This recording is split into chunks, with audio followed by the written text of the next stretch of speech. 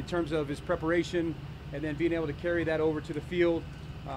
We'll continue to work each and every day. How big was retention like going from OTAs to training camp? Were you pleased with the retention over the break that he showed? I actually told the whole offensive skill guys yesterday that the retention's was really good for day one yesterday. You know, when you take that big break, those 4 or 5 weeks, a lot of times those guys shut the books and they come back and they're dusting it off and they're a lot rusty. So our guys came back yesterday. It was actually a really sharp practice for the first day. So all of them have done a nice job. And even today, you know, there was a couple things, but for the most part, they were pretty dialed in. How big was it to you to see Trevor and the receivers get together at Clemson, during the offseason period? I mean, you love that stuff, you know, for a guy like Trevor, a young guy, and then he had some of the, more veteran players over there with him. There was other guys as well, like I don't think they put it always out there, but that's good stuff, and that's where the camaraderie starts. That's where you fine tune some things, and there's lines in a book, right, of like what we do, but then there's the nuances of some of it, and each guy has different nuances. So when you're able to spend that extra time, you learn that. You can read body language, and you know how a guy's going to come out of a break by the way he's going into it, and that's the stuff that they're getting done there. How much of a good problem you have with so much depth at running back, with two featured running backs? Well, that's what we need. I mean, I feel like this game is built that way. I know Coach Meyer believes that you run the ball first, and that we want to be able to kind of exert our will on the opponent, and then it helps us do other things, in the pass game, get big plays in the pass game. Those kind of things is what we're looking to do. So to have a number of backs back there, I think there's a lot of guys that are looking really good. Just is better for us. What stands out to you about James Robinson? Well, I mean, first of all, the guy's undrafted, and to come in here and watch what he did last year, I think was a huge accomplishment for him. He's kind of a quiet guy, so it's been fun kind of getting to know him. But very, very physical. Obviously, love what he can do with the ball in his hands, and he's going to get his fair share of doing that. Building off of that, obviously there was an emphasis with Travis learning a receiver playbook in addition to a running back playbook, but saw obviously the running backs out there spending several drills working on pass catching.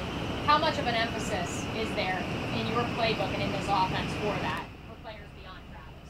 Well, yeah, I mean, I think it's an interesting observation that you have. That's really, really good.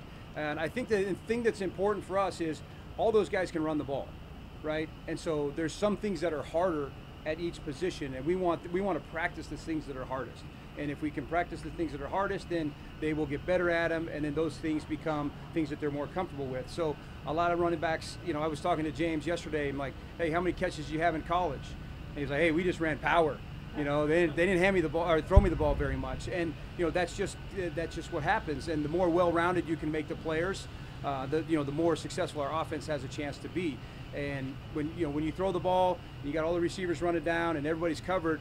To find the running backs, they can, we say, make you a lot of money by taking those checkdowns. I was in Green Bay many years ago. Amon Green was actually the leading receiver on the team as a running back. He had 60 catches that year. So we want those guys to have all that skill set, and we want to work on those hard things. How long into your interview process with Urban, or if it actually happened after you got here, did you sort of get the feeling that his emphasis on sports performance was pretty much about as high as you can get for any head coach? Yeah, I've never seen the level of commitment to it as we have right now. There wasn't much. It was more like getting to know him and what are we going to do? How are we going to blend this thing together in terms of the interview? But then when we got here, started talking about it, I mean, he's committed, and you can see all the commitment that we have out there to it. As a follow-up to that, your group, your offense, from the time you got the job to what you're seeing now, who seems to have physically transformed themselves the most, or caught your eye that he looks different? Well, I would really hate to call out like one guy. Right. I mean, if you look at these guys, and it'd probably be better for you guys, just, as you look at them, because you watched them for longer than I have.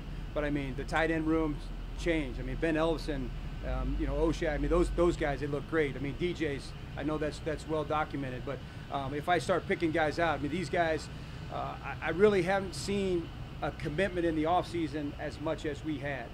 And guys were here, guys were working. They weren't balking at anything. They were diving head first into it. We got a great sports performance team. We have a great strength and conditioning program, and I think it's going to show out here. When you're installing your offense, is it, this is my offense, all my stops are putting here, or do you change it depending on the personnel that you have? Well, first of all, it's our offense. You know, it's not mine. So the only thing that I bring in right now is, you know, there has to be a starting point, right? So I bring in the verbiage, you know, like what are we going to call things, how are we going to line up, and then kind of have a starting point for, you know, things that I like to do. But then the thing I need to do is get to know my players, get to know our players, and and then watch them work, and then put them in positions to be successful. So what we've done is we kind of showed them the capabilities of the offense, how we move guys around. We call it this way to get you here. We call it this way to put you here. And then we're running the plays, but now as we're watching them, it's like, okay, what is the best thing to do with LaVisca? You know, what's the best thing to do with Marv? Fortunately, I had 2 years with Marv, you know, or what's the best thing to do with DJ? And then we'll start moving them around and getting them, you know, really honed in. How important has Marvin Jones been for you guys to be able to install the offense? Obviously, you've been with him for a couple of years. So how important has that been with Trevor and then obviously the other receivers? Yeah, I mean, it's great to have a guy, you know, a good comfort zone for me. When Marv steps in the receiver room and they might have a question, you know, those guys, he's able to give them more of the nuances. You know, like I said before, there's book lines, but Marv can kind of communicate some of that stuff. Great leader in there with Sanjay. But to have Marv, a guy that's a veteran in this league that's done some really nice things for a younger receiver room, I mean, he can help him in terms of how he takes care of his body, what his preparation's like, you know, help get him together for, you know, the off-season stuff. He's kind of those veteran players are invaluable. Travis impressing so far. Etienne? Yes, yeah. I mean, you know, we're putting him in those hard situations, and you know, we're trying to make it as difficult as we can on him, give him a lot, and then again, we'll kind of hone it down and get him exactly where we want him.